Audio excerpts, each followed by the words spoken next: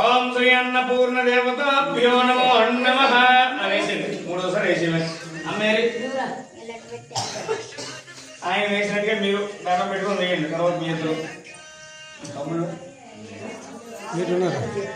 మీరు కూడా వేయాలన్నా.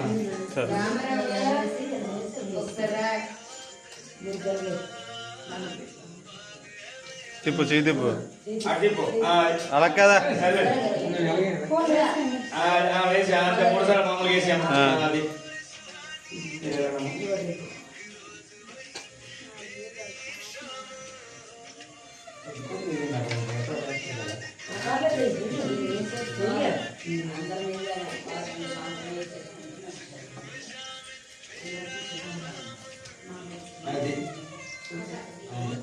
సరిపోతాయమ్మ.